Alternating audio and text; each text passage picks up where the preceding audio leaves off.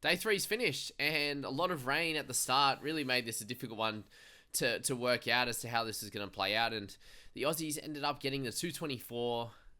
England come out none for 27, leading by 224 now.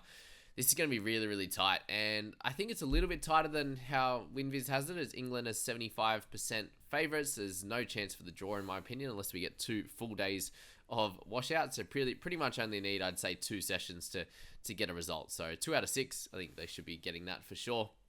But yeah, really tough day apart unless you're a Travis Head man. And it's good to see that the Aussies could do what Stokesy did, especially then. We'll have a look at a couple of those partnerships to finish that off. But yeah, Travis had a conversation with a couple of people saying that, Head just is a bit too all over the shop, plays, swings the bat everywhere, and he's just getting lucky. I don't know how long he can get lucky for to average over 50, but they were calling for Green to come back in and Mitch Marsh to come in to go up and open or something like that. So yeah, Travis Head is a very, very valuable player in this team. He's one of the best batsmen in the world right now, and he continues to show that. A little bit of temperament in there, able to hit a bunch of them on the ground, and then when he really needed it, he was about 30 odd, and down to Todd Murphy there, he was able to absolutely dominate at the end there. So you see, they end up with 224, and by the time Murphy came in there, they were 170, and he was able to help put on 54 for that last 2 wickets there, with Murphy picking up 11, and Boland only facing the one ball there, and they picked up an extra 13 runs. So shows that we can do it as well, the way Stokes played. Not as good as how Stokesy does it, but 77 for Trav in this one was really, really, really helpful. Marsh started pretty well. He had a few good shots before he went, and I don't know, it was a fair bit extra bounce going on. So I do think it's not going to be that easy for the English to bat. There's still plenty of bounce going on, especially with that newer ball. And you see Marsh there goes for 28 off his 52 with a nice kicker that he was trying to leave. And it was the exact same with Carey. So Carey put it back onto the stumps, and Mitch Marsh went straight through the keeper. And yeah, very, very frustrating, for the Aussies there. Alex, 2 low scores in this test match compared to what he has been doing, and that's a little bit annoying.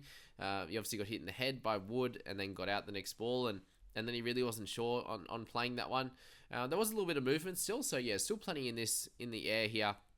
Obviously on an overcast day, and still plenty in this wicket to be able to take the wickets there, which is going to be very, very helpful for the Aussies, and that's why I think it's a lot closer. Obviously, the none for 27 is very hurtful in terms of the ability to get the 10 wickets, but they're really only going to be needing probably 2 good partnerships there to get it done, and can the Aussies stop that from happening? And I did say at the start of this, in the preview for this test match, I thought England were going to win, and they're in the box seat now, and they just have to, as I said, get 2 good partnerships or 1 person anchor this innings, and they'll be able to get there for sure.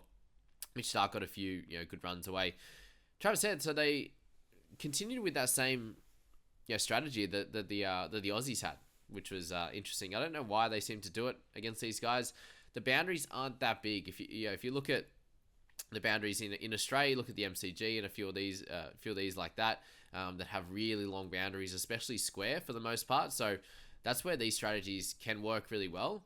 And on these wickets here, like they're not even completely middling it, and they're going for 6.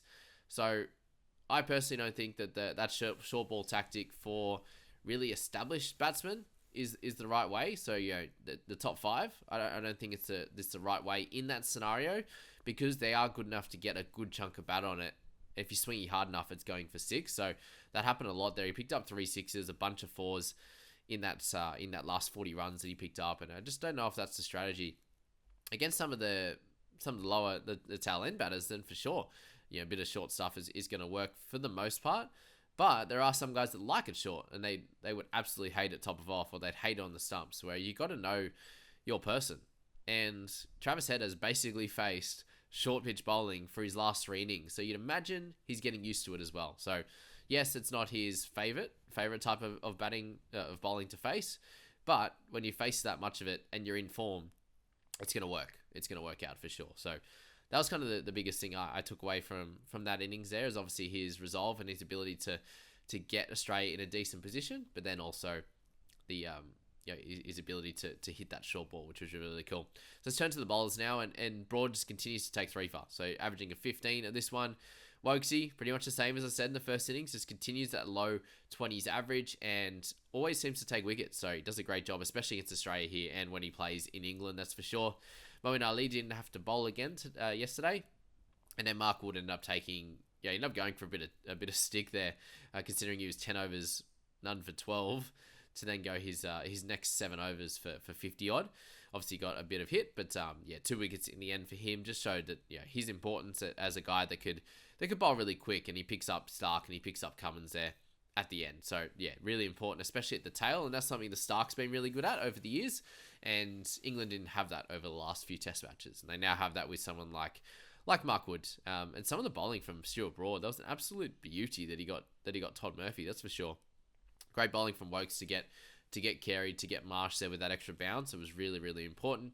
And yeah, we know what Stuart Broad can do with Warner and the like up the top of the innings. So it's really all I wanted to say heading into the final day was just that, I think that the game's obviously in the box seat for England, and they should be able to go along and win this if they have 2 partnerships. I doubt that there's going to be 2 guys that gets 80 or 90, but at least one to anchor the innings, or probably 3 or 4 50s is the way they've been playing it of recent time. But yeah, it's gonna be really interesting to watch. Let's see if it takes any spin. The English didn't bowl any today. Let's see how that works, but it might just be Pat Cummins. We probably need a Scott Boland masterclass as well. So I hope you enjoy the day 4's play of action. Let's hope there's some more play when we can actually watch it live at that time. See you guys.